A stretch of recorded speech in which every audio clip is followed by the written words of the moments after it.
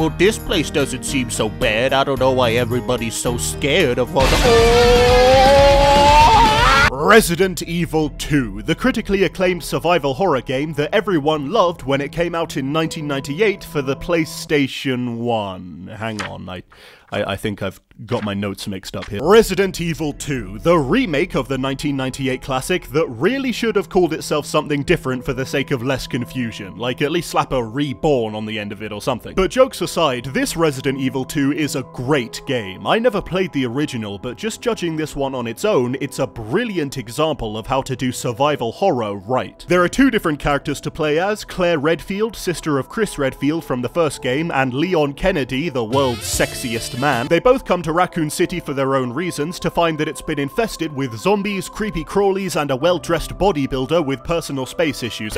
Dude! Now overall, I'd say the story is okay. I mean, the writing is cheesy and the voice acting can be pretty weak at times, but considering those things are practically staples of Resident Evil at this point, I don't mind too much. But the interesting characters and fucking stellar animations were good enough to keep me interested the whole way through. Although, Resident Evil 2 doesn't really focus on the story. I mean, come on, we all know what Resi is really all about, and that's killing zombies, picking up plants, and solving puzzles that were designed by psychos. And in those aspects, this game is top-notch. It does such a great job at keeping you on edge throughout the entire game. There was never a point where I felt overpowered or overconfident. I always felt like I was just barely holding on, and I think that's what Resi games do so well. No, not that one. No, not that one. No, not that one.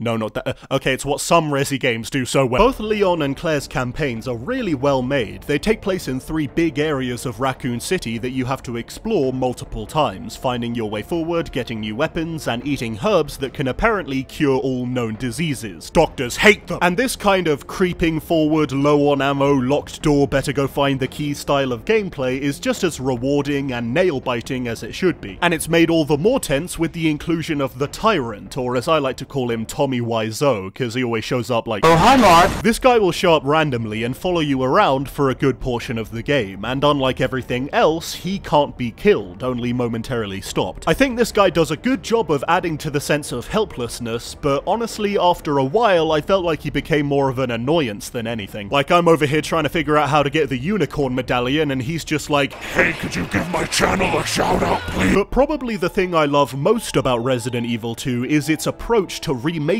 the original. See, what a lot of developers do when remaking or remastering a game is update the visuals so they're all shiny and shit, maybe add in a photo mode or some other new gimmicky idea, and then leave work early to hit the pub. And whilst that works fine for some games, Resident Evil 2 used this opportunity to totally reinvent itself from the ground up and get rid of some of its qualities that wouldn't cut it in this age of AirPods and plants. For example, they ditched the weird top-down point of view that was like looking at the game through random security cameras for a lovely simple third-person camera. Woo! Plus, the awesome animation I mentioned before doesn't just apply to the cutscenes. The zombies also move very realistically and look really fucking good. Really fucking good. And one small thing that I absolutely loved is how the game's map shows you when you fully looted a room by changing from red to blue. And in a game like this where you always want to get everything in every room in case the twig you pick up in room 1A is somehow the cure for cancer later in the game, this is an insanely useful thing to have, and it removes a lot of unnecessary searching. It's also generally a very satisfying game to play. The stronger weapons like the revolver and the grenade launcher feel really good to use, and the puzzles themselves aren't all that hard, but instead the pleasure comes from collecting all the pieces needed to solve them. Overall, Resident Evil 2 feels like a game that put make a good game above make a faithful remake on their list of priorities, and really that's what all remakes should do. Looking at you, thief, you boring heathen! Although there is one thing that I do want to mention, and I know some people will say this is a nitpick or not really a problem, and I understand.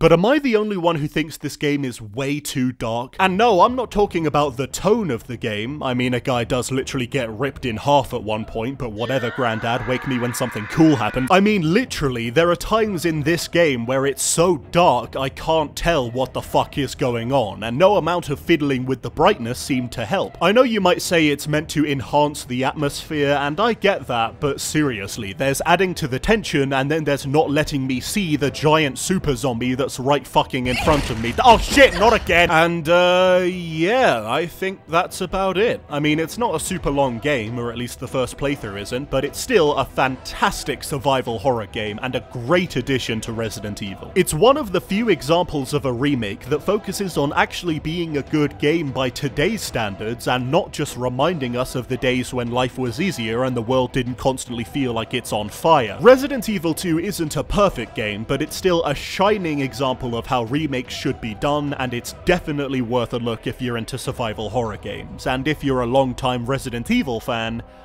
oh god, I'm so sorry for all you've had to go through.